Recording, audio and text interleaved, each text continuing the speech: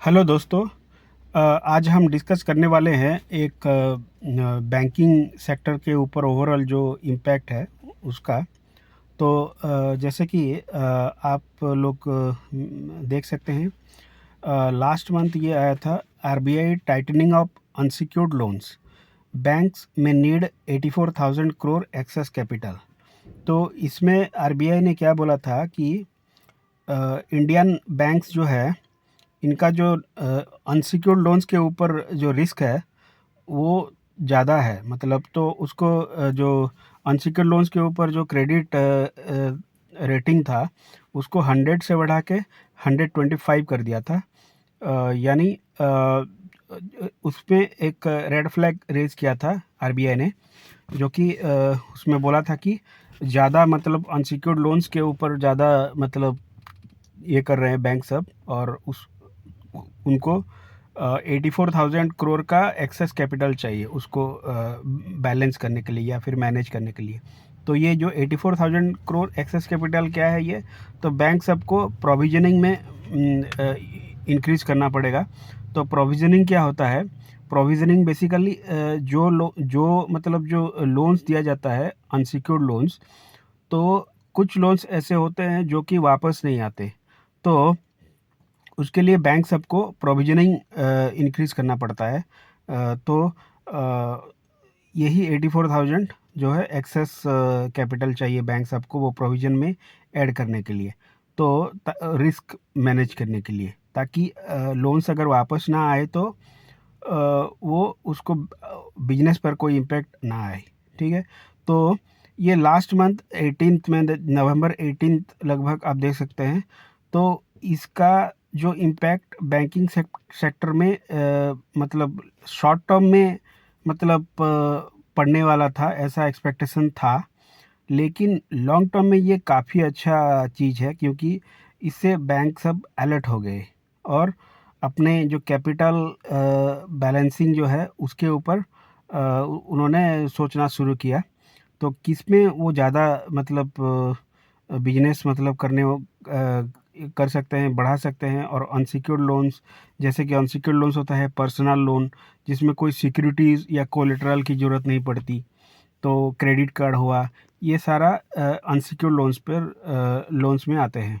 तो home loan वगैरह ये सब जो सिक्योर्ड लोन्स है, क्योंकि आपके घर के ऊपर वो बैंक सब लोन देते हैं। तो उसमें कोई अनसिक्योर्ड लोन्स में कोई कोलेटरल नहीं होता। तो कस्टमर अगर कोई किसी भी कारण मतलब उसका जो रिफंड या रिटर्न नहीं कर पाए, उसका इंटरेस्ट नहीं दे पाए, या फिर कैपिटल भी मतलब नहीं दे पाए, तो बैंक सब ज़्यादा कुछ नहीं कर सकते, क्योंकि उनके पास कुछ कोलेटरल होता नहीं उस लोन के अगेंस्ट में। तो यही था।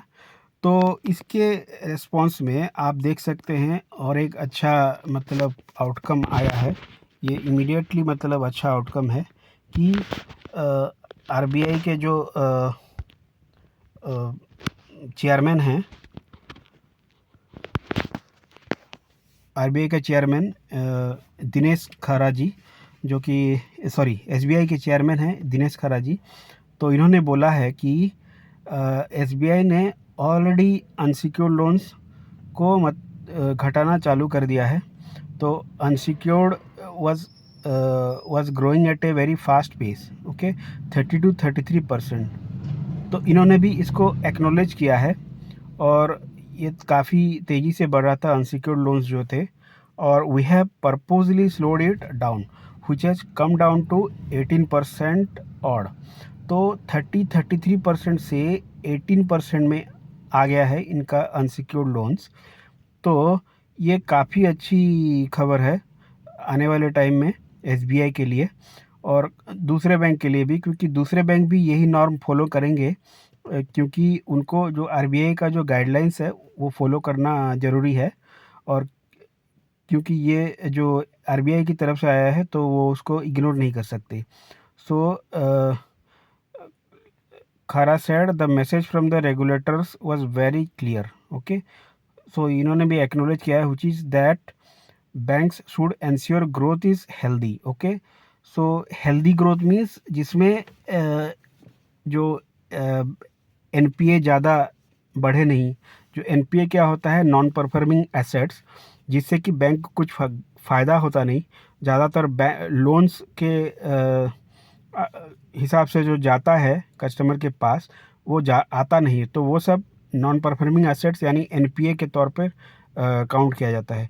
तो एनपीए मतलब एक डेड एसेट है, तो नॉन परफॉर्मिंग एसेट। तो जिस बैंक का एनपीए ज़्यादा है, तो उसके बिजनेस के ऊपर ज़्यादा रिस्क है, ठीक है।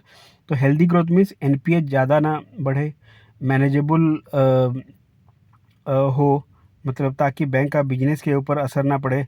सो due to the increase in risk weights there would be an impact on banks capital. तो अगर ऑब्वियसली अगर नॉन परफॉर्मिंग एसेट्स बढ़े तो बैंक का कैपिटल भी मतलब कम हो जाता है।